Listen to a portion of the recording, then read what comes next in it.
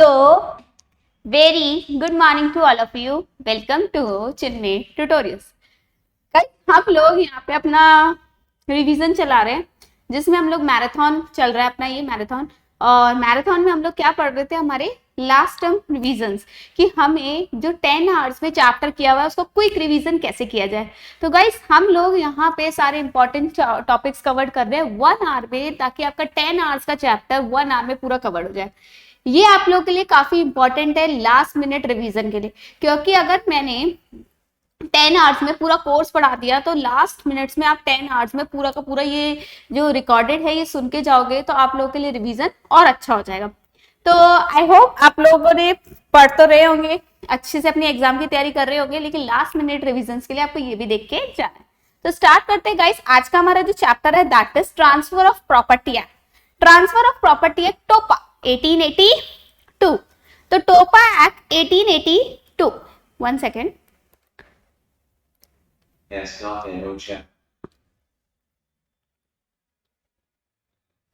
तो टोपा एक्ट में हम लोगों ने क्या क्या देखना है हमें। ट्रांसफर ऑफ प्रॉपर्टी एक्ट 1882, ये किसका छोटा भाई है? ये इंडियन कॉन्ट्रैक्ट एक्ट का छोटा भाई है। इंडियन कॉन्ट्रैक्ट एक्ट का ईयर कौन सा था? इंडियन कॉन्ट्रैक्ट एक्ट था 1872, उससे 10 साल छोटा है, छोटा भाई है, और ये है 1882। फिर ये हमारा पार्ट सी का एक्ट है टोपा, ट्रांसफर। ट्रांसफर का मतलब क्या होता है? हम प्रॉपर्टी को एक इंसान से दूसरे इंसान को दे रहे, और वो कैसे देंगे? बाय वे ऑफ सेल दे सकते हैं, बाय वे ऑफ गिफ्ट दे सकते हैं, by way of mortgage, by way of lease, और एक और बताया था मैंने आप लोग को, सेल हो गया, लीज हो गया, अच्छा एक्सचेंज भी होता है। तो प्रॉपर्टी में हम लोगों ने यहाँ पे क्या देखा था कि प्रॉपर्टी हमारी सिर्फ इमूवेबल प्रॉपर्टी होती है, मूवेबल प्रॉपर्टी को यहाँ पे कवर नहीं किया, क्योंकि इमूवेबल को कौन ले गया है? मूवेबल को ले गया है सोगा। 1 जुलाई 1882 को ये एक्ट है, पूरे होल ऑफ इंडिया पे एप्लीकेबल होता है, इमूवेबल प्रॉपर्टीज को कवर करता है और एक्शनेबल क्लेम को कवर करता है। ट्रांसफर ऑफ प्रॉपर्टी एक्ट 1882, इसमें ट्रांसफर का मतलब 5 वर्ड से, sale, exchange, lease, gift, mortgage. Sale का मतलब होता है जब आपने गुड्स को आपने अपनी प्रॉपर्टी को किसी को सोल्ड आउट किया, दैट इज सेल, उसको हम लोग क्या बोलते हैं? सेल बोलते हैं। लेकिन अगर आपने अपनी प्रॉपर्टी को एक दूसरी प्रॉपर्टी के बदले में लिया है तो उसको सेल नहीं बोलते, उसको एक्सचेंज बोलते हैं। उसको क्या बोलेंगे? इसको सेल नहीं बोलेंगे, उसको एक्सचेंज बोलेंगे। जब आप किसी को अपना घर रेंट पे देते हो उसको बोलते हैं लीज। जब आप लोग अपना घर किसी के पास गिरवी रखवा के पैसे उधार लेते हो उसको बोलते हैं मॉर्टगेज। और गिफ्ट तो आप समझते हो जब फ्री में मिलता है। इमूवेबल प्रॉपर्टी से ही कवर्ड है, मूवेबल प्रॉपर्टी को ये नहीं लेता, और टोपा एक्ट इसका नाम है। तो ये हमने केस पढ़ा था कि भोला ने जब भोली को घर बेचा तो वो सेल होता है। भोला ने भोली के बदले में घर के बदले में घर लिया तो उसको एक्सचेंज बोलेंगे। भोला ने भोली को घर किराए पे दिया, लीज बोलेंगे। भोला ने भोली को के पास अपना घर गिरवी रखवाया, उसको मॉर्टगेज बोलेंगे। और भोला ने जब भोली को रास्ते से जा रहा था, पेट पूरी खा रहा था, और खाते खाते उसने भोली को देखा, भोली को उसने और दिल दे बैठा, और दिल के साथ वो अपना घर भी दे बैठा, गिफ्ट दे दिया। तो गिफ्ट दे दिया तो उसको भी क्या बोलेंगे? ट्रांसफर बोलेंगे। फिर हमने बताया था कि ट्रांसफर ऑफ प्रॉपर्टी एक्ट जो एक्ट है वो किसको कवर करता है? सिर्फ और सिर्फ बाय द लॉ कवर करता है, बाय द पार्टीज कवर करता है, बाय द लॉ नहीं कवर करता। बाय द पार्टीज मतलब अगर मैं मेरी प्रॉपर्टी आपको सोल्ड आउट करना चाहती हूँ, लीज पे देना चाहती हूँ तो यहाँ पे कवर्ड है। लेकिन अगर गवर्नमेंट मेरी प्रॉपर्टी को जबरदस्ती जब्त कर ले तो वो यहाँ पे कवर्ड नहीं है, वो यहाँ पे कवर्ड नहीं है। उसके बाद ही इंटरवाइवस एक्ट होता है। मतलब इंटरवाइवस का मतलब होता है कि दोनों पर्सन लिविंग होने चाहिए, टेस्टामेंट्री नहीं होना चाहिए। टेस्टामेंट्री का मतलब एक लिविंग है और एक मर चुका है, जैसे विल के केस में होता है। तो विल के केस में एक जना जिंदा होता है और एक जना मर चुका होता है, तो वो यहाँ पे कवर्ड नहीं है, वो इंडियन सक्सेशन एक्ट में कवर्ड है। Law relating to transfer of property act, ठीक है। तो ट्रांसफर ऑफ प्रॉपर्टी एक्ट 1 जुलाई 1882 को आया, होल ऑफ द इंडिया में एक्सटेंड होता है। Transfer of property by the act of parties होता है, ऑपरेशन ऑफ लॉ नहीं होता। इंटरवाइवस है, मतलब लोगों के बीच में ट्रांसफर होता है, टेस्टामेंट्री कवर नहीं है। फिर ट्रांसफर को हमने 3 बड़े पार्ट्स में लिया, जिसको आईपीओ बोलते हैं। आई का मतलब होता है इंटरेस्ट, ओ का मतलब, पी का मतलब होता है पोजीशन, और ओ का मतलब होता है ओनरशिप। तो ओनरशिप किस किस में ट्रांसफर होती है? सेल में, गिफ्ट में और एक्सचेंज में। पोजीशन किस में होता है? लीज और लाइसेंस में। और इंटरेस्ट किस में जाता है? मॉर्टगेज और चार्ज में जाता है। ट्रांसफर ऑफ प्रॉपर्टी में मूवेबल प्रॉपर्टी को कवर किया गया। मूवेबल प्रॉपर्टी का डेफिनेशन ना तो ट्रांसफर ऑफ प्रॉपर्टी एक्ट में दिया गया है, सॉरी मूवेबल प्रॉपर्टी को कवर नहीं किया गया है। ट्रांसफर ऑफ प्रॉपर्टी एक्ट में मूवेबल का चाहे मूवेबल का दोनों का ही डेफिनेशन नहीं दिया गया है। तो फिर है क्या मूवेबल प्रॉपर्टी? तो मूवेबल को जानने से पहले इमूवेबल जानते हैं। तो इमूवेबल क्या बोलता है? लैंड, जमीन, जमीन से जुड़े हुए फायदे और जमीन से जुड़ी हुई चीजें, मतलब land, benefit arising from land, land से जुड़े हुए फायदे। थिंग अटैच टू अर्थ, जो जमीन से जुड़ी हुई चीजें, जैसे आपके घर में आपका फर्नीचर जो कि परमानेंटली अटैच है वो भी इमूवेबल में कवर्ड होगा। तो परमानेंटली जो चीजें अटैच होती है वो इमूवेबल में आती है। फिर मूवेबल क्या है? मूवेबल वो है जो इमूवेबल नहीं है। मूवेबल बोलता है कि मुझे वो कहो जो इमूवेबल नहीं है। और इसमें एक रजिस्ट्रेशन एक्ट है, उसने 3 चीजें मूवेबल में कवर की है, स्टैंडिंग टिम्बर, ग्रोइंग क्रॉप और ग्रासेस। फिर हम लोगों ने पढ़ा था rules relating to transfer of property. तो देखो वही है, बिटवीन लिविंग पर्सन में होना चाहिए और पर्सन एग्जिस्टेंस में होने चाहिए at the time of transfer. ठीक है, तो जिस दिन आप प्रॉपर्टी ट्रांसफर कर रहे हो दोनों ही पर्सन क्या होने चाहिए? एग्जिस्टेंस में होना चाहिए। इसका मतलब विल यहाँ पे कवर्ड नहीं है, क्योंकि विल में एक पर्सन एग्जिस्टेंस में होता है और एक पर्सन की डेथ हो चुकी होती है। ठीक है, ट्रांसफर ऑफ प्रॉपर्टी एक जनरल एक्ट है। ये सिर्फ और सिर्फ किसको कवर करता है? ये सिर्फ और सिर्फ कवर करता है जो प्रोविजन जनरल होते हैं। स्पेशल प्रोविजन अलग से होते हैं तो उस पर्टिकुलर एक्ट में जाएंगे, जैसे कि कंपनीज एक्ट। अगर कंपनीज एक्ट में कुछ स्पेशल प्रोविजन दिए तो वो कंपनीज एक्ट से गवर्न होंगे, वो ट्रांसफर ऑफ प्रॉपर्टी एक्ट से गवर्न। तो ये जनरल प्रोविजन है, अगर कहीं भी कवर नहीं होता तो यहाँ आ जाना, लेकिन जैसे विल यहाँ पे कवर नहीं है। पर्सन कॉम्पिटेंट टू कॉन्ट्रैक्ट, ठीक है, तो ट्रांसफर कौन कर सकता है? जो कॉन्ट्रैक्ट कर सकता है वही ट्रांसफर कर सकता है। एक पर्सन मेजर होना चाहिए, साउंड माइंड का होना चाहिए और नॉट डिस्क्वालीफाइड बाय लॉ होना चाहिए। क्या माइनर छोटू सा गोलू सा मोलू सा बच्चा प्रॉपर्टी को ट्रांसफर कर सकता है? नहीं। माइनर जब कॉन्ट्रैक्ट नहीं कर सकता तो वो प्रॉपर्टी को बेच भी नहीं सकता। माइनर ट्रांसफरर नहीं बन सकता, लेकिन माइनर ट्रांसफरी बन सकता है। ट्रांसफरी बोले तो वो प्रॉपर्टी खरीद सकता है पर बेच नहीं सकता। उसको प्रॉपर्टी गिफ्ट में मिल सकती है पर वो गिफ्ट दे नहीं सकता। इंपॉर्टेंट पॉइंट देखो, mortgage can be executed in favour of minor who had paid concession. देखो माइनर मॉर्गेजर नहीं बन सकता, लेकिन माइनर मॉर्गेजी बन सकता है। फिर हम लोगों ने टाइप्स ऑफ इंटरेस्ट स्टार्ट किया था। तो देखो हमारे कुछ टाइप्स ऑफ इंटरेस्ट होते हैं। सबसे पहला होता है एब्सोल्यूट इंटरेस्ट। एब्सोल्यूट इंटरेस्ट क्या होता है? जब जैसे मैंने आपको बताया था, जब हम लोग कोई प्रॉपर्टी खरीदते हैं, परचेज करते हैं, तो हम उस प्रॉपर्टी के एब्सोल्यूट ओनर बन जाते हैं। तो एब्सोल्यूट ओनर बन जाते हैं तो एब्सोल्यूट ओनर को बहुत सारे राइट होते हैं। वो आगे फर्दर सेल कर सकता है, गिफ्ट कर सकता है, लीज कर सकता है, मॉर्गेज कर सकता है, उसमें पोजीशन एंजॉय कर सकता है। सेलर का कोई राइट नहीं है कि वो बायर को किसी भी तरीके से रोके। जैसे शाहरुख खान ने अपना घर भोला को बेचा था जन्नत, तो जन्नत जैसे ही बेचा, मन्नत बेचा था, मन्नत को उसने जन्नत बना दिया और जन्नत बना दिया तो शाहरुख खान मना नहीं कर सकता, क्योंकि अब घर किसका हो चुका है? भोला का हो चुका है। एब्सोल्यूट इंटरेस्ट में पर्सन ओन करता है property, he has an absolute interest in the property. जो प्रॉपर्टी खरीदता है वो उस प्रॉपर्टी का क्या हो जाता है? एब्सोल्यूट ओनरशिप हो जाता है। ओनरशिप के साथ बहुत सारे राइट आते हैं, जैसे right of possession, right of enjoyment, right to do anything such as selling, mortgaging, making gift of the property. ये सारे राइट्स प्रॉपर्टी के साथ आ जाते हैं। In simple word, a person who will get absolute interest in the property only after ownership transfer to him. Ownership of the property give him right to give property, enjoy the property and otherwise dispose of the property। आप कुछ भी कर सकते हो। फिर तीसरा आता है रिवर्जन इंटरेस्ट, जिसमें मैंने आपको एग्जांपल बताया था कि भोला ने अपना घर किसको दिया था? भोला ने शाहरुख खान से घर खरीदा था और वो एब्सोल्यूट ओनर हो चुका है। एब्सोल्यूट इंटरेस्ट उसके पास आ चुका है, लेकिन भोला कहीं बाहर शिफ्ट हो गया।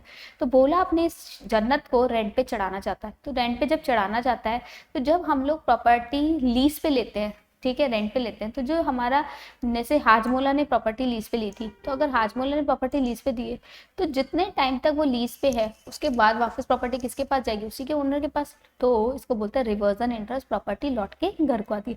रिवर्जन इंटरेस्ट में रेजिडियल ओरिजिनल इंटरेस्ट लेफ्ट कर देते हैं ग्रांटर के पास, मतलब जो ओनर होता है प्रॉपर्टी का उसी को वापस वो प्रॉपर्टी मिलती है। Reversion occur when the property owner make an effective transfer of property transfer to another but retain some future right in the property में कुछ फ्यूचर राइट रखे हैं। जैसे ए ने लीज दिया अपना लैंड टू बी 5 साल के लिए, ठीक है, और 5 साल बाद वो लीज खत्म हो जाएगी, तो प्रॉपर्टी वापस किसके पास आ जाएगी, लेसर के पास, ए के पास।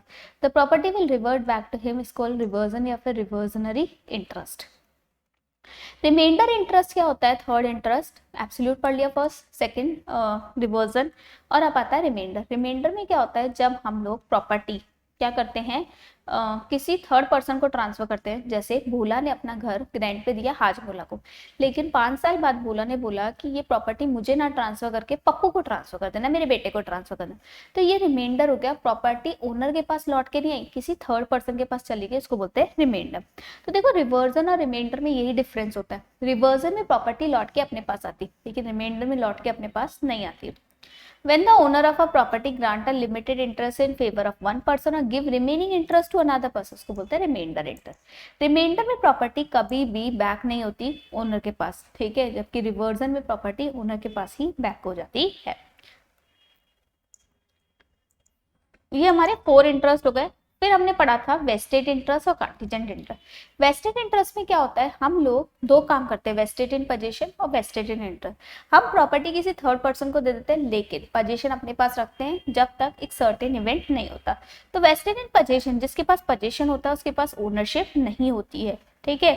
तो vested in position is a right to present position ही होता है, जबकि वेस्टेड इन इंटरेस्ट जिसको हम प्रॉपर्टी ट्रांसफर कर देते हैं, तो उसके पास हम लोग प्रॉपर्टी ट्रांसफर करके ये बोलते हैं कि भाई प्रेजेंट पोजीशन नहीं है तेरे पास, बट तू ओनर है, फ्यूचर पोजीशन तेरे को मिलेगा। जैसे कई पेरेंट्स होते हैं तो वो अपनी प्रॉपर्टी अपने बच्चों के नाम पे कर देते हैं और ये बोलते हैं कि उनको पोजीशन जब मिलेगा जब हमारी डेथ हो जाएगी, तो इसको बोलते हैं vested interest, vested in position और वेस्टेड इन इंटरेस्ट, ठीक है। उसके बाद हम लोगों ने देखा था कंटीजेंट इंटरेस्ट। कंटीजेंट इंटरेस्ट एक कंटीजेंसी पे डिपेंड होता है, एक अनसर्टेन इवेंट पे डिपेंड होता है। अ कंटीजेंट इंटरेस्ट एक ऐसा इंटरेस्ट है which take place after condition is satisfy, एक कंडीशन सेटिस्फाइड हो, जैसे कि, और ये कंडीशन अनसर्टेन है, हो भी सकती है नहीं भी हो सकती, जबकि वेस्टेड में जो कंडीशन लगाई थी वो सर्टेन होती है। अब इसमें देखो, जैसे खली ने बली को बोला कि मैं अपना घर तुम्हारे नाम, मैं तुम्हें अपनी खेती के सारे प्रोडक्शन दूंगा, क्रॉप्स दूंगा, लेकिन बारिश आई तो, बारिश नहीं आई तो क्रॉप्स भी नहीं होंगे, तो मैं तुम्हें नहीं दूंगा। तो ये डिपेंड करता है किस पे, बारिश पे। तो कंटीजेंट इंटरेस्ट वो इंटरेस्ट होता है जो किसी कंटीजेंसी पे डिपेंड होता है। ये इसमें कंडीशन प्रेसिडेंट होती है, पहले कंडीशन पूरी होती है फिर interest transfer, and the happening of an event which may or may not occur. Next, vested interest और कंटीजेंट इंटरेस्ट में क्या डिफरेंस है, it is the present right of future position, में क्या मिलता है, फ्यूचर पोजीशन मिलता है, जबकि कंटीजेंट इंटरेस्ट में डिपेंड करता है कि फुलफिलमेंट ऑफ कंडीशन, कंडीशन पूरी होगी तो प्रॉपर्टी ट्रांसफर होगी, कंडीशन पूरी नहीं होगी तो प्रॉपर्टी ट्रांसफर नहीं होगी। वेस्टेड इंटरेस्ट टेक उसी दिन ट्रांसफर, वेस्टेड इंटरेस्ट अभी ट्रांसफर हो जाएगा, जैसे कि पेरेंट्स ने बच्चों के नाम पे प्रॉपर्टी अभी से कर दी लेकिन बस पोजीशन नहीं दिया। लेकिन कंटीजेंट इंटरेस्ट में प्रॉपर्टी कब ट्रांसफर होगी, जब कंडीशन पूरी होगी। तो contingent interest is become vested when condition is satisfied, जो कि हो भी सकती है और नहीं भी हो सकती है। Vested interest can not B defect by the death of the transferring before the obtain the position, ठीक है। तो यहाँ पे वेस्टेड इंटरेस्ट से कोई फर्क नहीं पड़ता, जैसे कई बार भगवान ना करे किसी के साथ ऐसा हो, पर अगर किसी के पेरेंट्स की डेथ से पहले अगर बच्चों की डेथ हो जाती है तो भी ये ट्रांसफर वैलिड रहता है। क्यों? क्योंकि बच्चों के नाम पे हो जाती है, ये ट्रांसफरेबल होता है, हेरिटेबल होता है, यहाँ पे ये आगे फर्दर ट्रांसफर हो जाता है।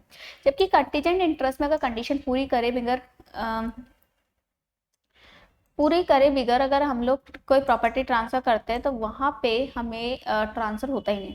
तो कंटीजेंट इंटरेस्ट में वो फेल हो जाता है अगर वो कंडीशन फुलफिल नहीं होती on the before the death of transfer. जैसे एक land, if a land is giving to Kalyani, Kalyani को लाइफ के लिए दिया है, फिर पीयूष को, मतलब एक जमीन है जिसमें कल्याणी रहेगी लेकिन कल्याणी के बाद कौन रहेगा, पीयूष रहेगा। तो कल्याणी के पास पोजीशन है, ओनरशिप नहीं है, जबकि पीयूष के पास ओनरशिप है, पोजीशन नहीं है, उसके पास पोजीशन कब आएगा, फ्यूचर में आएगा। जैसे ए ने गिफ्ट किया, दूसरा देखते हैं, ए ने गिफ्ट किया आकाश को on the marriage of Mahesh, ठीक है। Create a contingent interest for Mahesh will never at all, ठीक है। तो आपने किसी को गिफ्ट किया अपने फ्रेंड को क्योंकि वो शादी कर रहा है, अगर वो शादी नहीं कर रहा होता तो गिफ्ट नहीं कर रहे होते, तो कंटीजेंट इंटरेस्ट है। याद रखना वेस्टेड इंटरेस्ट में जो वो हम लोग कंडीशन लगाते हैं वो सर्टेन होती है, कंटीजेंट इंटरेस्ट में अनसर्टेन होती है। वेस्टेड इंटरेस्ट में हैंड टू हैंड ट्रांसफर होता है, कंटीजेंट इंटरेस्ट में फ्यूचर में ट्रांसफर होता है, पहले कंडीशन पूरी होती है। वेस्टेड इंटरेस्ट में पोजीशन नहीं जाता, कंटीजेंट इंटरेस्ट में पोजीशन भी जाता है। ठीक है। Who can, vested interest transferable और हेरिटेबल होता है, जबकि कंटीजेंट इंटरेस्ट ट्रांसफरेबल और हेरिटेबल नहीं होता। Who can transfer the property as per section 7 of the act, every person, सबसे पहले कॉम्पिटेंट टू कॉन्ट्रैक्ट होना चाहिए, entitle to transfer the property और authorise to transfer the property. Competent to contract हमने देखा मेजर है, साउंड माइंड का, not disqualified वाला। एंटाइटल टू ट्रांसफर का मतलब आप उस प्रॉपर्टी के ओनर होने चाहिए, और ऑथोराइज टू ट्रांसफर का मतलब है आप ओनर नहीं हो पर आपके बिहाफ पे, ऑथोराइज टू ट्रांसफर का मतलब है आप ओनर नहीं हो पर आपने किसी को बोल रखा है, तो ऑथोराइज टू मतलब किसी ने आपको बोल रखा है इसलिए आप बिकवा रहे हो, जैसे कि कई बार होता है ना प्रॉपर्टी डीलर्स वगैरह वो। अब फॉर्मेलिटीज हम लोगों ने क्या देखी थी, फॉर्मेलिटीज देखी थी, सबसे पहले एग्जीक्यूशन होता है। जब भी हम लोग कोई प्रॉपर्टी खरीदते हैं बेचते हैं तो उसमें सबसे पहले दोनों पार्टीज एक डॉक्यूमेंट प्रिपेयर करती है और दोनों पार्टीज उस डॉक्यूमेंट पे साइन करती है। उन दोनों पार्टीज को एग्जीक्यूटेंट बोला जाता है, और अगर वो इलिटरेट है तो वो अपना थंब इम्प्रेशन लगाएंगे उस पर। ठीक है। दूसरी फॉर्मेलिटी क्या है एग्जीक्यूशन के बाद, अटेस्टेशन। अटेस्टेशन का मतलब होता है वहाँ पे, अटेस्टेशन एक डॉक्यूमेंट होता है signifying the fact of authenticate of signature of execute of that document by the tester by putting down his own signature of the document. कई बार प्रॉपर्टी में जब पेपर्स बने होते हैं तो जो प्रॉपर्टी बेच रहा है और खरीद रहा है वो तो साइन करेगा, साथ में 2 विटनेस साइन करेंगे, और 2 विटनेस जब साइन करते हैं उसको अटेस्टेशन बोलते हैं। सारे ट्रांसफर को अटेस्टेशन कराने की जरूरत नहीं है, जबकि सेल डीड और लीज डीड को अटेस्टेशन कराने की जरूरत है। सेल डीड और लीज डीड को अटेस्टेशन कराने की जरूरत नहीं है। वैसे देखो एक बात बताओ, सेल डीड को कराना चाहिए अटेस्टेशन क्योंकि एक सेफर साइड रहता है, लेकिन एक्ट मना कर रहा है। क्यों? क्योंकि सेल डीड में रजिस्ट्रेशन हो जाता है। लीज डीड में आपने किराए पे दिया है तो उसको अटेस्टेशन कराने की जरूरत नहीं है, जबकि मॉर्गेज और गिफ्ट डीड कराने को अटेस्टेशन और रजिस्ट्रेशन दोनों बहुत जरूरी है। क्यों? मॉर्गेज एक ऐसा है जब आप लोग कोई लोन लेके सामने वाले पर्सन पे प्रॉपर्टी गिरवी रख रहे हो, या गिफ्ट एक ऐसी चीज है जब आप सामने वाले पर्सन को गिफ्ट दे रहे हो, तो ऐसे में आपको अटेस्टेशन कराना चाहिए। क्यों? क्योंकि कल को वो बोलेगा कि मेरी प्रॉपर्टी के आपने पेपर्स को चोरी कर दिया, तो इससे बेटर है अटेस्टेशन करा दो। रजिस्ट्रेशन मूवेबल प्रॉपर्टी का ऑप्शनल है, जबकि इमूवेबल प्रॉपर्टी जिसकी वैल्यू 100 और मोर है उसका कंपलसरी। रजिस्ट्रेशन एक लीगल फॉर्मेलिटी है to give the effect of the valid transfer in certain case. Registration से क्या फायदा मिलता है कि पुराने जितने भी होल्डर्स होते हैं उनके सारे राइट्स खत्म हो जाते हैं और सारा राइट अब आपका क्रिएट हो जाता है।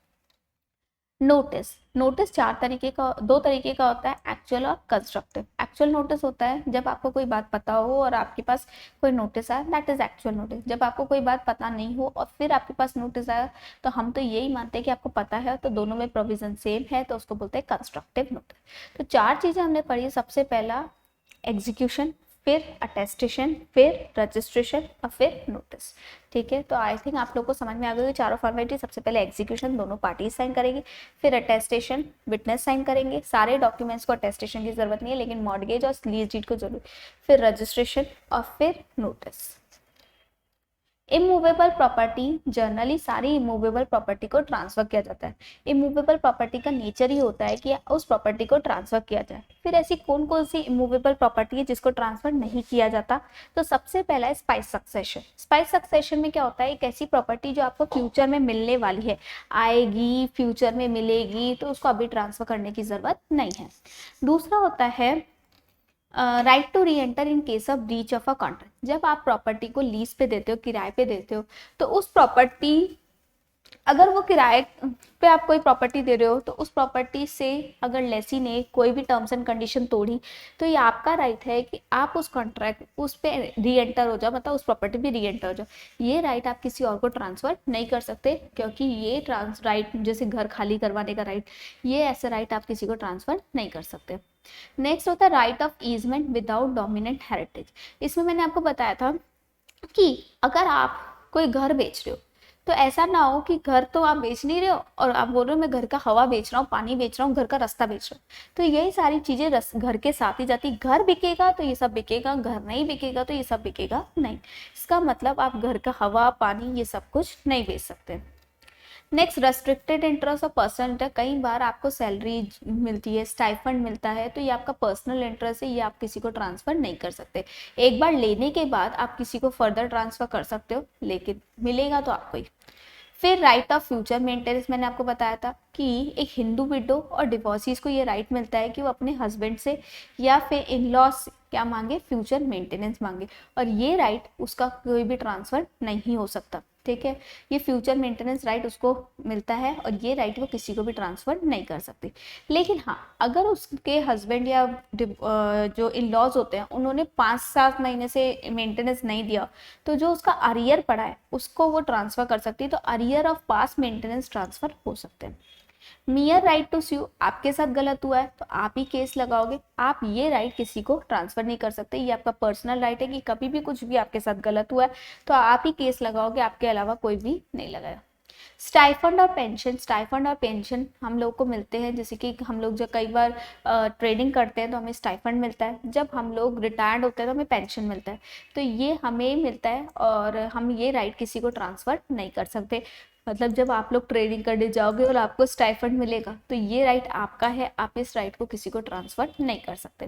तो ये 6 एक्सेप्शन थे और सेक्शन भी 6 ही है इसका, कि वैसे जनरली सारी इमूवेबल प्रॉपर्टीज ट्रांसफर होती है पर ये वाले सारे राइट्स ट्रांसफर नहीं होते। सबसे पहला स्पाइस सक्सेशन जो फ्यूचर में मिलने वाला है, breach of a contract lease वाला केस बताया मैंने आपको, ईजमेंट हवा पानी बेच देना घर का, stipend pension, mere right to sue और राइट ऑफ फ्यूचर मेंटेनेंस। फिर कुछ सेक्शंस मैंने आपको बोलते हैं इंपॉर्टेंट है, जैसे restrain on transfer. Restrain on transfer क्या बोलता है कि आपने प्रॉपर्टी, कोई प्रॉपर्टी का जैसे कि ट्रांसफर पे रोक लगाना। जैसे कि एक एग्जांपल लेते हैं, ये भोला है, भोला ने अपनी प्रॉपर्टी किसको बेची, हाजमोला को बेची, और आगे बोल दिया कि तुम आगे इस प्रॉपर्टी को किसी और को नहीं बेचोगे। तो ऐसी कंडीशंस आप लोग नहीं लगाते, that is restrain on transfer या फिर रूल्स ऑफ इनएलिजिबिलिटी। एलिजिबिलिटी का मतलब होता है ट्रांसफर होना और इनएलिजिबिलिटी का मतलब होता है नॉन ट्रांसफर। तो ये भोला हाजमोला पे ये कंडीशन नहीं लगा सकता कि तुम आगे फर्दर प्रॉपर्टी ट्रांसफर नहीं करोगे, ठीक है। अच्छा, ये ट्रांसफर हो सकता है रेस्ट्रेन ऑन ट्रांसफर, जबकि जैसे कि लीज के केस में, लीज के केस में क्या होता है, जनरली बोला, एक सेकंड रुकना,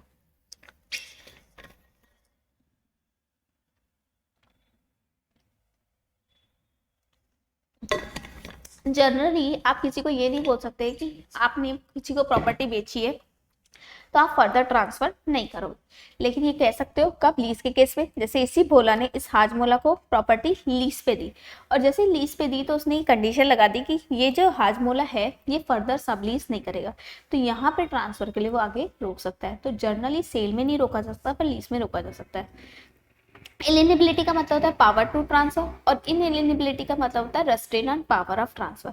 ये आप लोग किसी को रोक नहीं सकते, लेकिन ध्यान से सुनना, जनरली आप किसी को आगे प्रॉपर्टी बेचने से रोक नहीं सकते। अगर आपने प्रॉपर्टी बेच दी तो आप सामने वाले को ये नहीं बोल सकते कि फर्दर ट्रांसफर नहीं करे।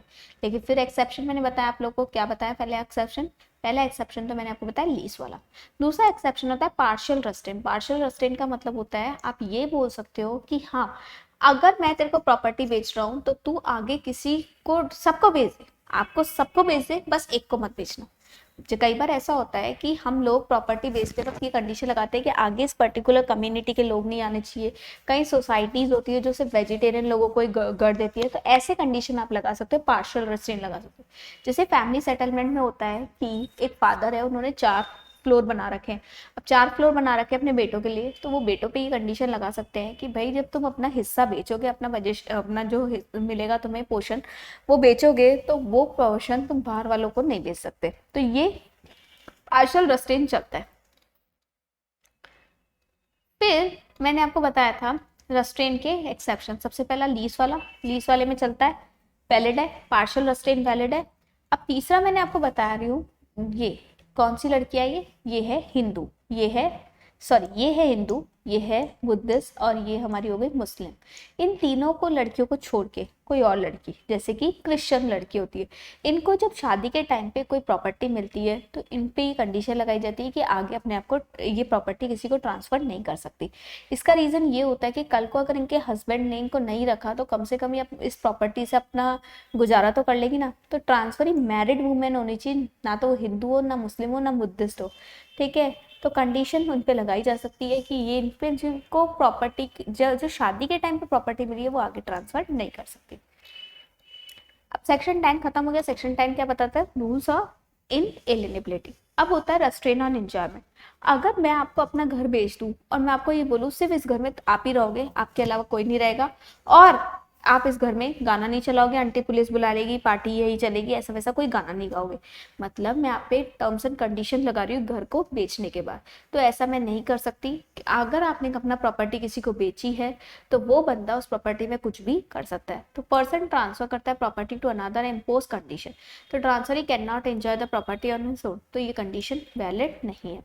लेकिन है कब? जब पर्सन के पास दो एडजेसेंट इमूवेबल प्रॉपर्टी, दो प्रॉपर्टी साथ में, अब एक को सही हवा मिले, जब वो दूसरी को बेचने जाएगा तो दूसरी पे ये कंडीशन लगा सकता है कि ये एक फ्लोर दो फ्लोर से ज़्यादा ना बनाए, ताकि जो मेरी पहली प्रॉपर्टी है इसको कम हवा पानी अच्छे से मिलता जाए, फ्रेश एयर अच्छे से मिलते, फ्रेश सनलाइट मिले। लेकिन ये कंडीशन कब लगेगी? Only at the time of transfer of goods, मतलब ऑन द प्रॉपर्टी। ठीक है, तो ट्रांसफर ऑफ प्रॉपर्टी होगी जब ये होगा, मतलब सेल के केस में, बाद में नहीं लगा सकते। If a person transfer one of its two adjacent immovable property to another person and put a condition that transferee should not construct more than floor on इस प्रॉपर्टी, तो ये लाइट, ताकि उसकी प्रॉपर्टी को फ्री लाइट और air मिल सके, तो ये कंडीशन वैलिड है। तो मेरे हिसाब से हमें सेक्शन 10 हो गया, सेक्शन 11 हो गया, दोनों में डिफरेंस पूछेगा, आप लिख लोगे। ये रेस्ट्रेन ऑन एलिजिबिलिटी इंजॉय करने के लिए मना करता है, ये ट्रांसफर करने के लिए मना करता है, फर्दर ये इंजॉय करने के लिए मना कर सकता है। यहाँ पे डिपेंड करता है कि आप किस तरीके का ट्रांसफर को मना करते हो। अगर पार्शियल करते हो तो वैलिड है, और अगर फुल करते हो तो वॉइड है। लेकिन यहाँ पे इंजॉयमेंट में क्या होता है? इंजॉयमेंट में ये होता है कि आपको इंजॉय करने से रोका जाता है, तो ये तो बिल्कुल ही वॉइड है। एक्सेप्शन तो हम लोग यहाँ पे लेंगे नहीं। ये सेक्शन 10 है, ये सेक्शन 11 है, और ये एग्जाम्पल आप लोगों ने देख लिया था। फिर हम लोग पढ़ते हैं सेक्शन 12, 10 और 11 के बाद 12, ट्रांसफर ही बीइंग इंसॉल्वेंट। आप कभी भी किसी बंदे पे ऐसी कंडीशन नहीं लगा सकते कि अगर मैं तेरे को प्रॉपर्टी बेच रहा हूँ और अगर इन फ्यूचर तो कभी भी गरीब हुआ तो मेरी प्रॉपर्टी लौट के मेरे पास आएगी, आप ऐसा कंडीशन नहीं लगा। Person transfer property and put a condition that transferee will revert back to the transfer if the transferee become insolvent. भाई अगर उसने प्रॉपर्टी खरीद ली है, अब वो गरीब हो अमीर हो उससे क्या मतलब है, वो प्रॉपर्टी आपको क्यों देगा? ये कंडीशन वॉइड है। एक्सेप्शन है, अगर हम लोग लेसर पे कंडीशन लगा दे कि जैसे हमने किसी को घर किराए पे दिया है, अब वो इंसॉल्वेंट हो जाएगा तो ऑब्वियसली हमारा रेंट नहीं देगा, और रेंट नहीं देगा तो हम लोग उस पर ये कंडीशन लगा सकते हैं कि हमारी प्रॉपर्टी वापस दे। सेक्शन 12 भी आ गया होगा आपको। सेक्शन 13 बोलता है ट्रांसफर हमेशा सिर्फ लिविंग पर्सन के बीच में ही होता है। तो सेक्शन 13 उसका एक एक्सेप्शन है कि अनबॉर्न चाइल्ड के बीच में, अनबॉर्न चाइल्ड जो भी मदर की वॉर्म में है, क्या वो भी उसके नाम पे भी कोई प्रॉपर्टी हो सकती है? क्या हो सकती है। डायरेक्ट ट्रांसफर ना करके हम बीच में ट्रस्टी को रखेंगे, प्रायर इंटरेस्ट ट्रस्टी का रखेंगे, प्रॉपर्टी एग्जिस्टेंस में होनी चाहिए और बच्चा भी एग्जिस्टेंस में होना चाहिए, चाहे वो भले मदर की वॉर्म में क्या ना हो। इमीडिएट राइट ट्रांसफर हो जाता है ट्रस्टी को, और वो जैसे ही बच्चा बाहर आता है वो एब्सोल्यूट ओनर हो जाता है उस प्रॉपर्टी का। तो जैसे यहाँ पे आप लोगों ने केस मैंने दिखाया था कि ये ट्रस्टी बनाया गया था, और जैसे ही बच्चा पैदा हो गया था तो बच्चे के नाम पे प्रॉपर्टी कर दी गई थी। लेकिन याद रखना, बच्चे को हमेशा एब्सोल्यूट ओनर बनाया जाता है, उसको इंटरेस्ट ट्रांसफर नहीं किया जाता कि हाँ आपको 5 साल के लिए 10 साल के लिए, वो एब्सोल्यूट ओनर ही होता है। फिर हम लोगों ने प्री रिक्वेस्ट्स भी देख ली थी अनबॉर्न चाइल्ड के लिए। अब आ जाते हैं सेक्शन 14। सेक्शन 10 हो गया, सेक्शन 11 हो गया, 12 हो गया, 13 हो गया। अब आ जाते हैं 14। 14 क्या है? Rules against perpetuity. प्रॉपर्टी का नेचर होता है दादाजी से पापा जी के पास जाना, पापा जी के पास से हमारे पास आना। लेकिन इस पर परपेचुअलिटी, रूल्स अगेंस्ट परपेचुअलिटी, प्रॉपर्टी को हमेशा ट्रांसफर करना ही होता है। एक प्रॉपर्टी एक इंसान के पास कभी भी नहीं होती है। लेकिन फिर इसका एक्सेप्शन हमने पढ़ा था कि एक प्रॉपर्टी एक इंसान के पास हमेशा हो सकती है। आपको मैंने ये भी बात बताई थी, प्रॉपर्टी का रजिस्ट्रेशन मैक्सिमम 99 ईयर्स का होता है। तो फिर ऐसी कौन सी प्रॉपर्टी है जो आप लोग 99 ईयर्स से भी ज़्यादा रख सकते हो? ऐसी प्रॉपर्टी जो कि रिलीजियस, जैसे मंदिर वगैरह होते हैं, हेल्थ, आर्ट, कॉमर्स, आप स्कूल देखो सवाई मानसिंह, अब आज तक उनकी फैमिली के नाम पे, ठीक है। तो ये सारे बेनिफिट जो मतलब जनरल इंटरेस्ट की चीजें वो आप लोग रख सकते हो। Effect of transfer on failure of prior interest, अगर कोई चीज़ आपकी है ही नहीं तो आप उसको आगे किसी को और को भी ट्रांसफर नहीं कर सकते। जैसे कि अगर प्रायर इंटरेस्ट, जो चीज़ आपकी है ही नहीं, no one can transfer a better title than he himself, तो जो चीज़ आपकी है ही नहीं वो चीज़ आप आगे भी किसी को ट्रांसफर नहीं कर सकते। That is section 16। अब आ जाते हैं सेक्शन 17। सेक्शन 17 बोलता है accumulation of income. Accumulation of income क्या बोलता है कि अगर कोई बंदे ने आपको प्रॉपर्टी ट्रांसफर की है, ये कंडीशन लगा के कि इस प्रॉपर्टी से आने वाली इनकम मैं लूँगा, तो मतलब फ्यूचर में भी इस प्रॉपर्टी से आने वाली इनकम को मैं लूँगा, तो उसको बोलते हैं एक्यूमुलेशन ऑफ इनकम। ये कंडीशन वैलिड है, लेकिन ये कितने टाइम के लिए वैलिड रह सकती है? 18 ईयर्स और up to the date of transfer whichever is later. ये भी इनको टाइम पीरियड अगर कम लगता है तो फिर एक्सेप्शन में हम अनलिमिटेड पीरियड देखेंगे। फिलहाल तो हम लोगों ने पीरियड देखा 18 ईयर्स या फिर डेथ हो जाती है ट्रांसफर का विच एवर इज लेटर। लेकिन एक्सेप्शन है कि अनलिमिटेड पीरियड के लिए ट्रांसफर हो सकता है preservation and maintenance of property. जैसे कि बिरला मंदिर है, अगर उसको किसी एक ट्रस्ट से दूसरे ट्रस्ट में भेज दिया गया, तो उसको प्रिजर्व रखने के लिए, उसको बचाए रखने के लिए, अगर हमें उस मिलने वाली इनकम हम ही लेंगे तो वो हम ले सकते हैं। क्रेडिटर को पैसा चुकाना हो तो तब तक, जब तक पैसा नहीं चुकाएंगे तब तक हम लोग ले सकते हैं इंटरेस्ट। या फिर कोई अनसाउंड माइंड का बच्चा हो, उसके बेनिफिट के लिए कोई प्रॉपर्टी है, तो उससे मिलने वाली इनकम हम लोग हमेशा के लिए ले सकते हैं। 18 ईयर्स और डेथ ऑफ ट्रांसफरर को देखने की जरूरत नहीं है। फिर हमने मोस्ट इंपॉर्टेंट टॉपिक है डॉक्ट्राइन्स, मतलब ट्रांसफर ऑफ प्रॉपर्टी एक्ट में सबसे इंपॉर्टेंट है डॉक्ट्राइन्स। तो डॉक्ट्राइन्स में हम क्या बोलते हैं? रूल्स और लॉ। तो सबसे पहला हमने पढ़ा था doctrine of lis pendens. Lis pendens होता है जब भी कोई केस कोर्ट में चल रहा हो तो आप किसी भी थर्ड पार्टी को उस केस में मत लाओ। Nothing new should be introduce during the pendency of a case. तो ये यहाँ पे बोला गया, nothing new should be introduce during the pendency of a suit case चल रहा हो कॉम्पिटेंट कोर्ट में, सब्जेक्ट मैटर रिमूव प्रॉपर्टी हो, किसी भी एक पार्टी ने अगर प्रॉपर्टी थर्ड पर्सन को ट्रांसफर कर दी, जैसे कि यहाँ पे दो भाइयों के बीच में केस चल रहा था कोर्ट में और एक भाई ने प्रॉपर्टी किसी थर्ड पर्सन को ट्रांसफर कर दी। अब इस थर्ड पर्सन को प्रॉपर्टी मिलेगी या नहीं मिलेगी डिपेंड करता है कोर्ट के डिसीजन से। अगर कोर्ट बोलता है कि हाँ ये प्रॉपर्टी जिसने बेची है मैं उस प्रॉपर्टी को उसी को दे देता हूँ, तो ट्रांसफर वैलिड है। लेकिन अगर कोर्ट दूसरे भाई को पकड़ा देता है प्रॉपर्टी, तो वहां पे जिसने ट्रांसफर किया था वो ट्रांसफर वॉइड हो जाएगा। तो सूट फ्रॉडुलेंट नहीं होना चाहिए, मतलब किसी ने जानबूझ के आपके ऊपर कोई केस नहीं किया। फिर हम लोग पढ़ते हैं दूसरा डॉक्ट्राइन। पहला डॉक्ट्राइन आई थिंक समझ में आ गया होगा, doctrine of lis pendens. Nothing new should be introduce during the pendency of a case. फिर दूसरा आता है फ्रॉडुलेंट ट्रांसफर। फ्रॉडुलेंट ट्रांसफर होता है जब आप लोग किसी को अपने पैसा उधार देते हो, तो आप लोग क्या करते हो, पैसा ना चुकाना पड़े इसीलिए आप अपनी प्रॉपर्टी किसी थर्ड पर्सन को दे देते हो। तो अगर आप ऐसा करते हो, तो अगर आपके क्रेडिटर को ये बात पता चलती है, तो वो इस ट्रांसफर को वॉइड करवा सकता है। कैसे? फ्रॉडुलेंट ट्रांसफर कहके वो ये बोल सकता है कि हाँ इसने मेरे पैसे ना देने की वजह से क्या है, ये प्रॉपर्टी किसी थर्ड पर्सन को ट्रांसफर कर दी। इसको बोलते हैं फ्रॉडुलेंट ट्रांसफर। जब हम लोग, लेकिन क्रेडिटर कितने टाइम में केस लगाएगा? 3 मंथ्स में, मतलब जिस दिन ट्रांसफर होगा उस दिन के 3 महीने में आप लोग को केस लगाना। When the defector delay the creditor, a person transfer his removed property to another with nominal concession or without concession। याद रखना, जिसको आप ट्रांसफर कर रहे हो उससे आपने पैसे नहीं लिए, मतलब अगर पैसे लिए हैं तो फिर वो वैलिड ट्रांसफर है, क्योंकि तो बायर को थोड़ी पता था कि आपने प्रॉपर्टी ना कहते हैं इस वजह से ट्रांसफर कर रहे हो ताकि आपको अपने क्रेडिटर से बचना पड़े। क्रेडिटर इसको वॉइडेबल करा सकता है अगर क्रेडिटर कोर्ट में जाता ही नहीं है, कोर्ट बेचारे को या तो पता ही नहीं है या कोर्ट में जा नहीं पाता, तो ये वैलिड ट्रांसफर है। मतलब भले विदाउट कंसिडरेशन हो तो भी वैलिड ट्रांसफर। लेकिन अगर क्रेडिटर कोर्ट में चला जाता है तो फिर वहां पे ये वॉइड करवा सकता है। अगर ट्रांसफर ही खुद भी क्रेडिटर हो, मतलब जिसको ट्रांसफर किया वो भी क्रेडिटर है और जो केस लगा रहा है वो भी क्रेडिटर है, तो इसका मतलब आपने एक लोन को चुकाने के लिए दूसरे लोन से प्रायोरिटी दी है। तो प्रायोरिटी देना गलत नहीं है, उससे कोई दिक्कत नहीं है। तो दूसरे को क्रेडिटर कोर्ट में अप्लाई कर सकते हैं कि भाई सबको ना दे के, मतलब उस अकेले को ना दे के सबको थोड़ा थोड़ा बांटा जाए। The transfer must be declared insolvent. Insolvent proof किया जाएगा उस बंदे को, जैसे कि यहाँ पे इस पर्सन ने डेटर ने क्रेडिटर को मतलब पेमेंट ना देने की वजह से अपनी वाइफ को प्रॉपर्टी दे दी। अभी वाइफ ना होके खुद भी क्रेडिटर होती तो ये जो क्रेडिटर है ना पहले वाला, ये वाला, ये केस लगा कि ये बोल सकता है कि यार दोनों को ट्रांसफर कर दो ना, मतलब थोड़ा उसको दे दो और थोड़ा मुझे दे दो। तो ये सारा काम 3 महीने में ही होगा और कोर्ट डिक्लेयर करेगा कि ट्रांसफर इंसॉल्वेंट है, तो प्रॉपर्टी दोनों क्रेडिटर में बांट जाएगी। ये काम क्रेडिटर कब नहीं करा सकता? अगर ट्रांसफर ही बोनाफाइड में ट्रांसफर करे, विद कंसिडरेशन ट्रांसफर करे, विदाउट नोटिस ट्रांसफर करे, तो ऐसे में ये ट्रांसफर वॉइड एकदम नहीं हो सकता। क्यों? क्योंकि देखो, अगर आपने किसी को पैसे देके एक चीज़ खरीदी है और बोनाफाइड में खरीदी है, तो उसको थोड़ी पता था कि क्रेडिटर के पास ये गिरवी रखवाई गई है, मॉर्गेज करवाई गई है, तो फिर वो ट्रांसफर वैलिड ही माना जाएगा। तो ये हमारे दो हो गए, डॉक्ट्राइन ऑफ लिस पेंडेंस और doctrine of fraudulent transfer. Third है डॉक्ट्राइन ऑफ होल्डिंग आउट और ट्रांसफर बाय ऑस्टेंसिबल ओनर। यहाँ पे एब्सोल्यूट ओनर ये बंदा है हमारा, ये ओनर है, लेकिन ये बंदा इस प्रॉपर्टी को इस लड़की को बेच रहा है। अब इस लड़की को बेच रहा है, फिर भी ये एब्सोल्यूट ओनर ने कुछ नहीं बोला, कुछ नहीं बोला, तो ऐसे में इसको बोलते हैं ऑस्टेंसिबल ओनर।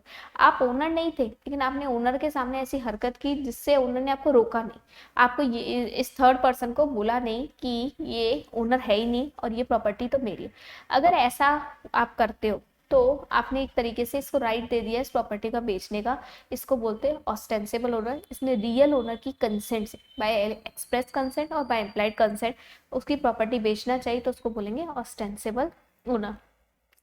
एक पर्सन है with the consent of express और implied of real owner obtain the permission to transfer the property for concession. इस पर्सन को ऑस्टेंसिबल ओनर बोलते हैं और ट्रांसफर वॉइडेबल हो जाता है on the ground that voidable नहीं होता है क्योंकि ostensible owner was not authorise to transfer. वो ऑथोराइज है ट्रांसफर, पर्सन जिसने ट्रांसफर किया वो ऑस्टेंसिबल ओनर है। या ऑस्टेंसिबल ओनर किसकी कंसेंट से बना है? बाय एक्सप्रेस और implied consent of real owner. Transfer पैसों से हुआ है, ट्रांसफर इन गुड फेथ में काम किया है, पूरा रीजनेबल केयर किया है कि ये पर्सन ओनर है भी या नहीं है, मतलब जिसने प्रॉपर्टी खरीदी उसने पूरी इंक्वायरी की कि ये ओनर है या नहीं। अगर इनमें से कोई भी एलिमेंट हट जाता है, ठीक है, तो ट्रांसफर ए को कोई प्रोटेक्शन नहीं मिलेगी। ये सेक्शन कब अप्लाई नहीं होता? No one can transfer a better title than himself. Generally हम ये बोलते हैं कि बंदा वही प्रॉपर्टी बेच सकता है जो उसका ओनर होता है, लेकिन ये तो एक्सेप्शन है, ये ओनर नहीं है फिर भी ये प्रॉपर्टी बेच रहा है। नेक्स्ट ऑस्टेंसिबल ओनर हो गया। Fourth doctrine, doctrine of part performance. इसमें एक लड़के ने अपनी प्रॉपर्टी लड़की को बेच दी, लड़की ने पूरे पैसे भी दे दिए, लेकिन बस रजिस्ट्री नहीं हो पा रही, और वो रजिस्ट्री कराना चाह रही है बट फिर भी रजिस्ट्रेशन नहीं हो पा रहा है, तो वो जानबूझ के तो ऐसा नहीं कर रही। तो ये लड़का जब अगर उसको पूरे पैसे मिल गए, पूरे का मतलब होता है 1 रुपी भी ड्यू नहीं हो, तो ऐसे में ये प्रॉपर्टी किसी और को नहीं बेच सकता, सिर्फ इस रीजन से कि प्रॉपर्टी की रजिस्ट्री नहीं हुई है। ये बहुत छोटा सा रीजन है, तो इस वजह से आप ऐसा नहीं कर सकते। तो देखो यहाँ पे there must be a present a contract, contract होना चाहिए दोनों पर्सन के बीच में। एक मिनट,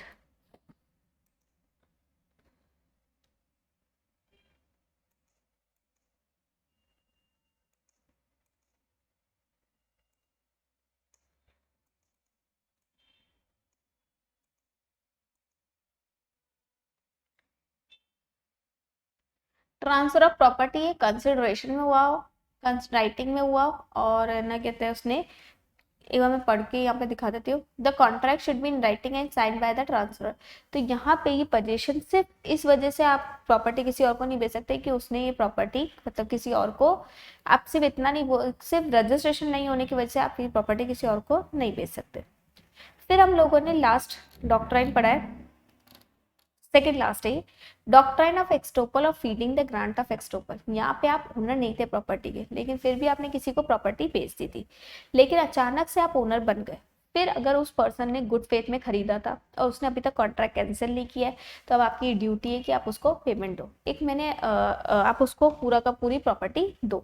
इसका मतलब यहाँ पे कंडीशन क्या है? सबसे पहले आपने एक प्रॉपर्टी किसी थर्ड पर्सन को बेची, वो प्रॉपर्टी आपकी थी नहीं, लेकिन अचानक से वो प्रॉपर्टी अगर आपकी हो जाती है, तो ऐसे में आप उस पर्सन को मना नहीं कर सकते कि अब ये प्रॉपर्टी उस टाइम पे, जिस टाइम पे तूने परचेज की थी उस टाइम पे मेरी थी नहीं, तो मैं उस टाइम पे राइट ही नहीं था, मैं तो स्पाइस सक्सेशन पर्सन हूँ, मैं उस प्रॉपर्टी को बेच ही नहीं सकता था, तो अब तो आपकी हो गई है ना, तो अब आप उसको इसको दे दोगे। इसका मतलब यहाँ पे एक प्रोविजन बन गया कि स्पाइस सक्सेशन में जनरली आप प्रॉपर्टी नहीं बेच सकते, लेकिन स्पाइस सक्सेशन का एक एक्सेप्शन बन गया। एक्सेप्शन ये है कि अचानक से अगर वो प्रॉपर्टी आपकी हो जाए और ट्रांसफरी ने वो चीज़ कैंसिल नहीं की हो, तो ऐसे में आप उस प्रॉपर्टी को उस पर्सन को दोगे। तो पर्सन ने फ्रॉडलेंट और इंटेंशनली ट्रांसफर की दूसरे पर्सन को प्रॉपर्टी और दिखाया कि ये प्रॉपर्टी उसकी है जबकि उसकी थी नहीं, तो कॉन्ट्रैक्ट हो गया दोनों के बीच में।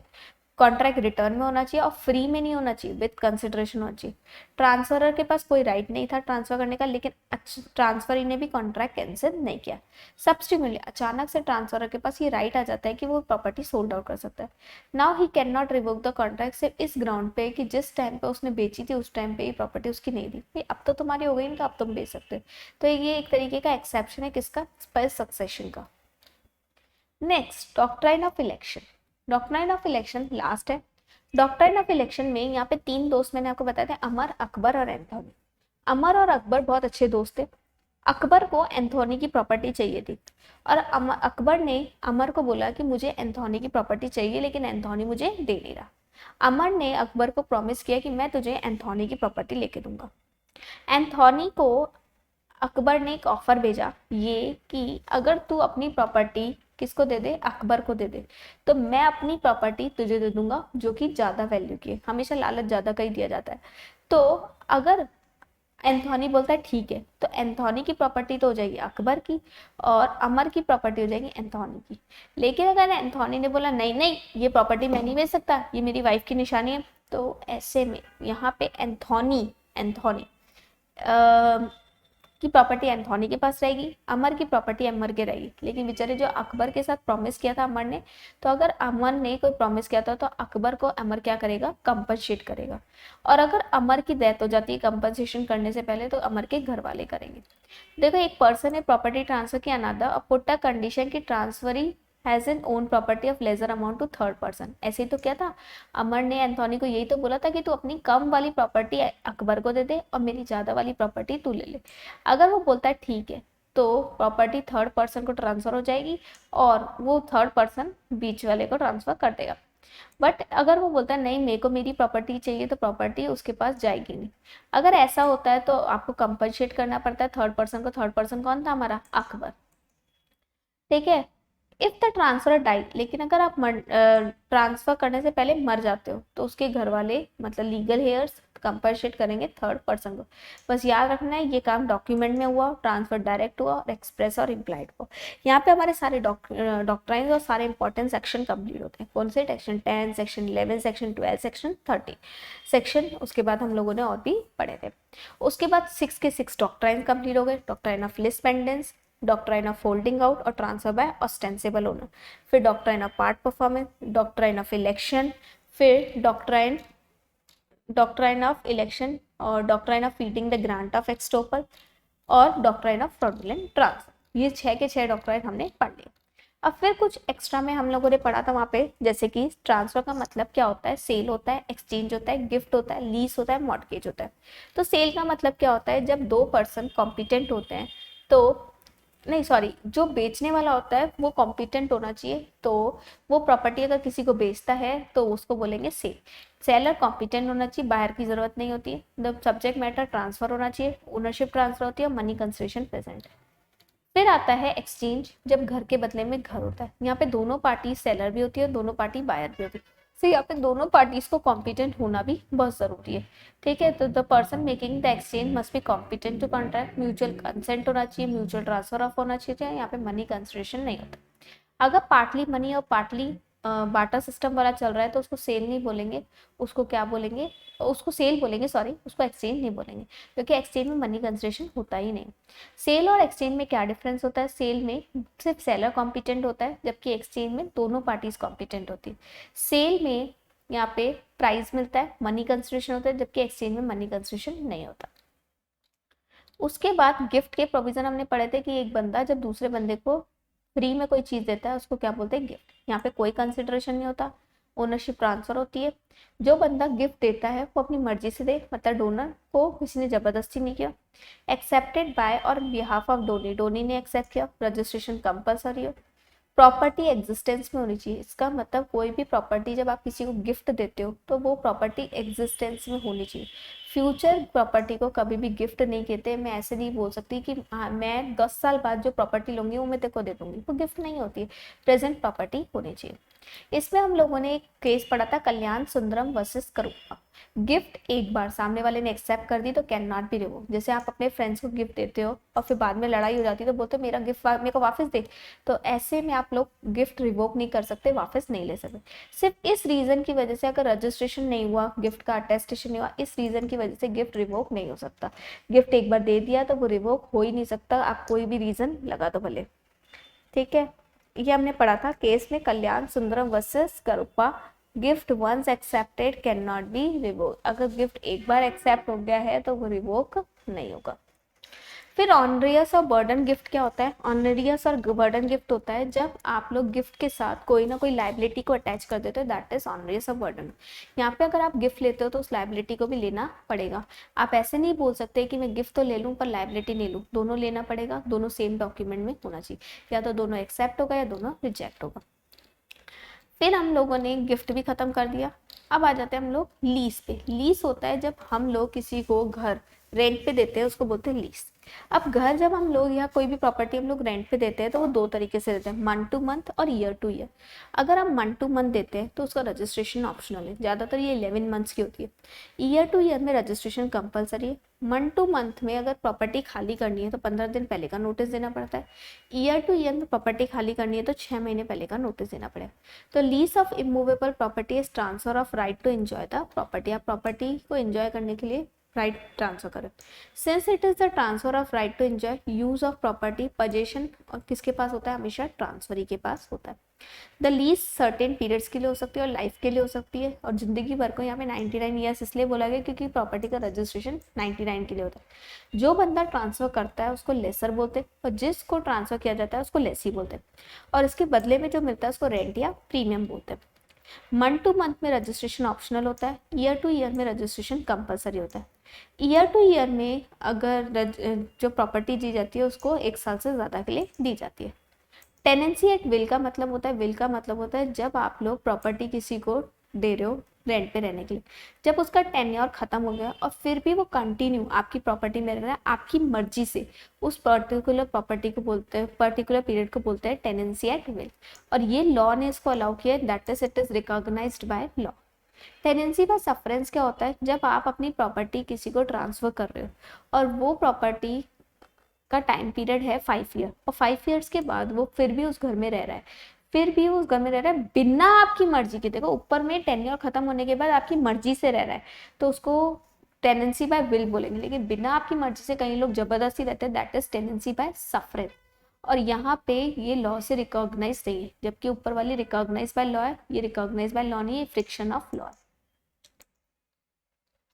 Type of transfer of property में टेनेंसी मंथ टू मंथ है, मोर एन ईयर है, year to year, tenancy at will and tenancy by sufferance. Sufferance और विल दोनों ही टाइम पीरियड खत्म होने के बाद चलती है, इसलिए हमने इसको नाम दिया है LIC, जिंदगी के साथ भी और जिंदगी के बाद भी। कब कब लीज खत्म होता है? टाइम पीरियड खत्म हो जाए, जैसे आपने किसी को घर 5 साल के लिए दिया, 5 साल खत्म हो गए, प्रॉपर्टी लीज पे देना खत्म हो। हैपनिंग ऑफ स्पेसिफिक इवेंट, कोई इवेंट खत्म हो गया, इवेंट खत्म हो गया तो प्रॉपर्टी लीज पे खत्म। सरेंडर, सरेंडर मतलब जहाँ पे जो लेसी है वही घर का ओनर बन जाए, वो घर छोड़ के चला जाए। मर्जर, जहाँ पे लेसी खुद ही घर का ओनर बन जाए। फोरफीचर, जहाँ पे हम लोग प्रॉपर्टी को अपनी वापस लेना चाह रहे हो क्योंकि उसने रेंट वेंट नहीं दिया।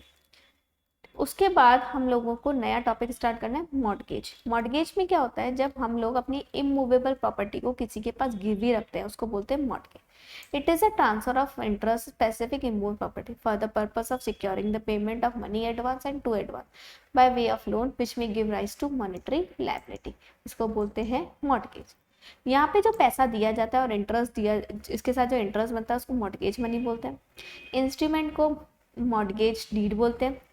जो बंदा ट्रांसफर करता है उसको मॉर्टगेजर बोलते हैं, जिसको ट्रांसफर किया जाता है उसको बोलते हैं मॉर्टगेजी।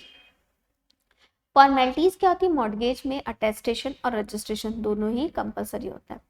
डिफरेंट टाइप्स ऑफ मॉर्टगेज फिर हमने पढ़े थे, simple mortgage, mortgage by conditional sale, English mortgage, usufructuary, equitable और एनामॉलिस। सबसे पहला है सिंपल मॉर्टगेज। सिंपल मॉर्टगेज में क्या होता है? जब मॉर्टगेजर अपना घर किसी को किराए पे रख के मॉर्टगेजी के पास दे देता है, मतलब गिरवी रखता है, तो उसको बोलते हैं सिंपल मॉर्टगेज। लेकिन यहाँ पे अगर मॉर्टगेजी पेमेंट नहीं करे तो मॉर्टगेजर घर को मॉर्टगेजर अगर पेमेंट नहीं कर रहा तो मॉर्टगेजी घर को बेच नहीं सकता। यहाँ पे अगर बेचना है तो कोर्ट की हेल्प से ही बेचना पड़ेगा। अब यहाँ पे अगर पैसे कम मिलते हैं तो मॉर्टगेजर पर्सनली लायबल होगा रिमेनिंग अमाउंट के लिए, और अगर पैसे ज़्यादा मिलते हैं तो रिमेनिंग अमाउंट मॉर्टगेजर को वापस दे दिया जाता है। दैट इज सिंपल मॉर्टगेज, जहाँ पे मॉर्टगेजर को पर्सनली लायबल किया जाता है in case of failure to pay the mortgage money. अगर पैसे ज़्यादा मिलते हैं तो मॉर्टगेजर को वो एक्स्ट्रा अमाउंट दे दिया जाता है, जबकि पैसे कम मिलते हैं तो मॉर्टगेजर को पर्सनली लायबल कराया जाता है। यहाँ पे मॉर्टगेजी घर खुद नहीं बेच सकता, अगर डिफॉल्ट भी होता है वहाँ पे कोर्ट के थ्रू ही बिकवाया जाता है। नेक्स्ट होता है मॉर्गेज बाय कंडीशनल सेल। यहाँ पे हम लोग क्या बोलते हैं कि प्रॉपर्टी अभी तो मॉर्गेज पे रखवाई गई है, लेकिन अगर तुमने नहीं बेचा तो उसको सेल माना जाएगा, उसको मॉर्गेज नहीं माना जाएगा। अब जब आप उसको सेल मान रहे हो तो वहाँ पे इसको बोलते हैं conditional cell. In the event अगर डेटर फेल कर देता है रीपे द टाइम, तो ट्रांजैक्शन को क्या मान दिया जाता है, सेल। मतलब कंडीशनल सेल का मतलब होता है यहाँ पे कंडीशन के साथ सेल होगी। अगर आपने पैसे दे दिए तो ये मॉर्गेज ही चलेगा, लेकिन अगर आपने पैसे नहीं दिए तो उसको सेल माना जाएगा, और यहाँ पे आपका ये जो कॉन्ट्रैक्ट है वो मॉर्गेज ना मान के सेल माना जाएगा और प्रॉपर्टी मेरी हो जाएगी। लोन रीपे कर दोगे स्टिपुलेटेड टाइम पीरियड तो उसको सेल इनवैलिड हो जाएगा, लेकिन अगर नहीं करते तो सेल यहाँ पे प्रॉपर्टी ट्रांसफर हो जाएगी बायर को। ठीक है, अगर पैसे दे देते हो तो प्रॉपर्टी वापस ट्रांसफर हो जाएगी बायर। इंग्लिश मॉर्गेज में होता है प्रॉपर्टी अभी बेच दो, पूरी की पूरी रजिस्ट्री करा दो, फिर अगर आपने मुझे पैसे दे दिए तो मैं आपको दोबारा री रजिस्टर करूंगा। कंडीशनल सेल नहीं है, कंडीशन नहीं लगा रहा, कह रहा पूरे की पूरी अभी सेल कर दो, और बाद में अगर प्रॉपर्टी तुम मुझे पैसे दे देते हो तो मैं तुम्हें री ट्रांसफर कर दूंगा। ये बहुत महंगा चलता है, इसलिए इंडिया में नहीं चलता। तो मॉर्गेजर बाइंड करता है himself to repay the mortgage money certain date पे, transfer the property absolutely to the mortgagee, अभी ट्रांसफर कर दो, सब्जेक्ट टू द प्रॉमिस कि मैं तुम्हें री ट्रांसफर कर दूंगा अगर तुम मेरा पैसा मुझे टाइम पे दे दोगे। तो तीनों देखो, इंग्लिश मॉर्गेज सबसे पहले सिंपल मॉर्गेज, सिंपल मॉर्गेज में हमें कोर्ट के थ्रू बिकवाना पड़ता है। कंडीशनल सेल में सेल होगी जब भी टाइम पीरियड खत्म होगा और वो डिफॉल्ट करे। इंग्लिश मॉर्गेज में सेल अभी हो जाएगी, अगर वो पैसे दे देता है तो हम लोग उसको री ट्रांसफर कर देंगे। अब दोनों में डिफरेंस आप लोग देख लेना, इंग्लिश मॉर्गेज और mortgage by conditional sale. English mortgage में hand to hand property transfer होती है, जबकि कंडीशनल सेल में प्रॉपर्टी कंडीशन पे डिपेंड होता है, कंडीशन फुलफिल होगी तो प्रॉपर्टी ट्रांसफर हो जाएगी। इंग्लिश मॉर्गेज में mortgagor personally liable, sorry conditional sale में मॉर्गेजर पर्सनली लायबल होता है, जबकि इंग्लिश मॉर्गेज में मॉर्गेजर पर्सनली लायबल नहीं होगा। वो इसीलिए वो नहीं होगा क्योंकि उसने अभी से सेल कर दी ना।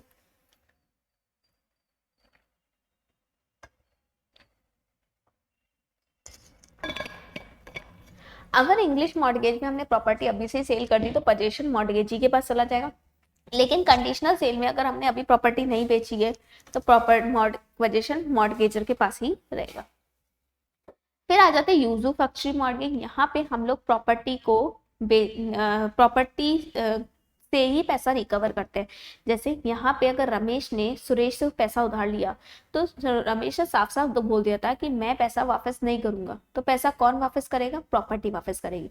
मतलब जहाँ पे प्रॉपर्टी को यूज करके या प्रॉपर्टी से मिलने वाला रेंट वगैरह आता है उसको यूज करके हम लोग क्या कर रहे हैं, अपना लोन रिकवर कर रहे हैं। That is usufructuary mortgage. यहाँ पे प्रॉपर्टी को यूज करके पैसा रिकवर किया जा रहा है। When the mortgagor deliver position and expressly on implication bind himself delivering the possession of the mortgage property to the mortgagee, authorize him to retain the possession।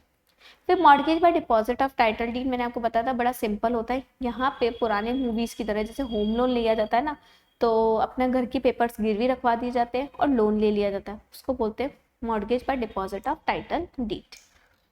एनामोलियस mortgage बोलता है कि जो इंग्लिश नहीं है, सिंपल नहीं है, यूजुफैक्टरी नहीं है, इक्विटेबल नहीं है, तो वो क्या हो जाएगा, एनामोलियस हो जाएगा। मतलब नॉर्मल कोई भी आप कस्टमाइज मॉर्गेज डीड बनवाते हो जो इन सब में कवर्ड नहीं होती, वो एनामोलियस होता है। पुनेसी मॉर्गेज नया टाइप है, 6 टाइप्स कंप्लीट हो जाते हैं। पुनेसी मॉर्गेज में होता है जब हम एक प्रॉपर्टी को एक बार मॉर्गेज करवा के फिर दोबारा दूसरे के पास मॉर्गेज कराते हैं, तो जो सेकंड मॉर्गेज है दैट इज पुनेसी मॉर्गेज। यहाँ पे पुंसी मॉर्गेज में यहाँ पे क्या होता है, जो सेकंड क्रेडिटर होता है उसका राइट भी सेकंड होता है, पहले फर्स्ट को पैसा मिलता है फिर सेकंड को मिलता है। तो मॉर्गेजर के पास मॉर्गेज करता है अपनी property to another person to secure another loan, तो सेकंड मॉर्गेज को बोलते हैं पुनेसी मॉर्गेज। पुनेसी मॉर्गेजी के पास सेकंड राइट है, मतलब फर्स्ट राइट तो किसका होगा, फर्स्ट मॉर्गेजर का ही होगा, मॉर्गेजी का होगा। ठीक है, फिर हमने पढ़ा था सब मॉर्गेज। सब मॉर्गेज क्या होता है, मॉर्गेज जहाँ पे मॉर्गेजी ही प्रॉपर्टी को आगे मॉर्गेज करता है उसको बोलते हैं सब मॉर्गेज। फिर राइट्स क्या है, मॉर्गेज सब मॉर्गेज और पुनेसी मॉर्गेज में डिफरेंस क्या है। तो देखो जहाँ पे सब मॉर्गेज में क्या होता है, जब मॉर्गेजी प्रॉपर्टी को गिरवी रखवाता है थर्ड पर्सन के पास उसको बोलते हैं सब मॉर्गेज।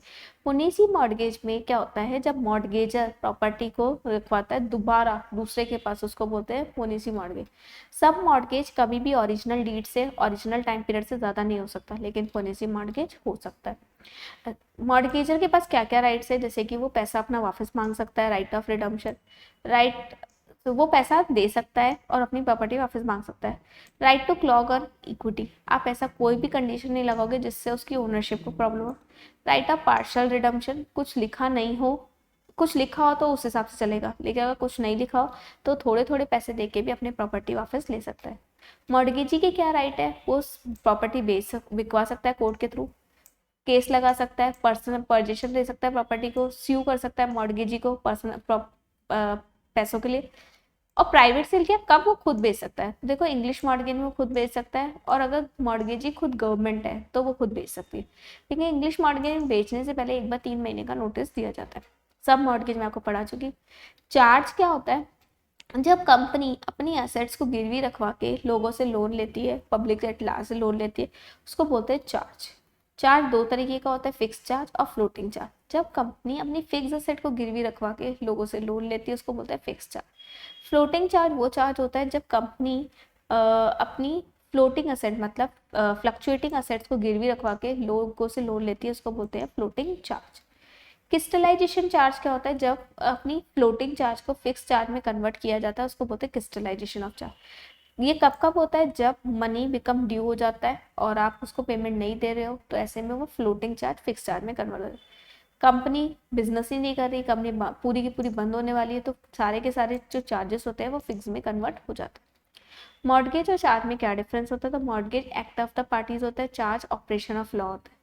मॉर्गेज में प्रॉपर्टी का इंटरेस्ट ट्रांसफर होता है, लेकिन चार्ज में कंपनी जब चार्ज क्रिएट करती है तो पब्लिक एट लार्ज होता है, तो इंटरेस्ट ट्रांसफर नहीं होता। मॉर्गेज में कम 2 विटनेस चाहिए होते हैं, चार्ज में ऐसी कोई जरूरत नहीं क्योंकि चार्ज कंपनीज एक्ट से गवर्न होता है। मॉर्गेज में आप पर्सनल लाइबिलिटी क्रिएट करते हो, लेकिन चार्ज में ऐसा नहीं होता है। Doctrine of marshalling, doctrine of marshalling मैंने आपको बताया था कि एक बंदा जिसने एक ही दो प्रॉपर्टी अपनी एक के पास गिरवी रख रखी, और अगर सिंगल प्रॉपर्टी पूरा पैसा रिकवर करवा रही है तो आप दूसरी प्रॉपर्टी को छुड़वा के किसी थर्ड पर्सन के पास वो दूसरी प्रॉपर्टी चार्ज पे क्रिएट कर सकते हैं। फिर मैंने आपको पढ़ाया था कि कौन कौन प्रॉपर्टी को रिडीम करवा सकता है अदर देन मॉर्गेजर। मॉर्गेजर के पास अगर पैसे नहीं है तो कौन कौन उस प्रॉपर्टी को छुड़वा सकता है, तो को mortgagor, any other person having it mortgage property जिसका इंटरेस्ट है, जैसे कि अगर मैंने लोन लिया तो मैं छुड़वा सकती हूँ, मेरे साथ किसी और के नाम पे अगर वो घर है तो वो छुड़वा सकता है, अगर मेरे साथ मेरे घर वाले रह रहे तो वो छुड़वा सकते हैं, और क्रेडिटर छुड़वा सकता है मेरा, जैसे कि किसी ने मुझे लोन दे रखा है, अब वो ये चाहता है कि ये थोड़ा पैसा और देके मेरी पूरी की पूरी प्रॉपर्टी हड़प ले। या श्योरिटी, श्योरिटी मतलब जो आपके बिहाफ पे गारंटी देता है तो आपके बिहाफ पे पैसा चुकाएगा, और जब वो पैसा चुकाएगा तो फिर वो आपसे आपकी प्रॉपर्टी भी लेके जाएगा। सबऑर्डिगेशन क्या होता है, जब श्योरिटी आपकी प्रॉपर्टी को छुड़वाता है तो सारे राइट्स जितने भी मॉर्गेजी के पास होते हैं वो उस पर्सन के पास आ जाते हैं। एक्शनेबल क्लेम और मियर राइट टू स्यू क्या होता है, एक बार देख लेते हैं। एक्शनेबल क्लेम होता है कि आपने अगर किसी को पैसे दे रखे हैं तो ये आपका राइट है कि आप किसी को पैसे देते हो तो फिर आप ही रिकवर करो, ठीक है, ये राइट आप किसी को ट्रांसफर नहीं कर सकते। मियर राइट टू स्यू क्या होता है, अच्छा एक्शनेबल क्लेम ट्रांसफर होता है लेकिन वो कोर्ट के थ्रू होता है, वैलिडिटी ट्रांसफर होता है, लेकिन मियर राइट टू स्यू तो बिल्कुल ही ट्रांसफर नहीं होता, वो आपका बिल्कुल पर्सनल राइट है। ये आप लोग एक बार इसके डिफरेंस देख लेना। तो गाइस यहाँ पे हमारा पूरा ट्रांसफर ऑफ प्रॉपर्टी टोपा टोपा कंप्लीट हुआ और आपके टोपे में आ गया होगा। तो आई थिंक आपको समझ में आ गया, अच्छे से अपना रिवीजन करना और जो 10 आवर्स की क्लास है उसको 1 आवर में कवर करना। तो यहीं तक रखते हैं आज के लिए गाइस, थैंक यू।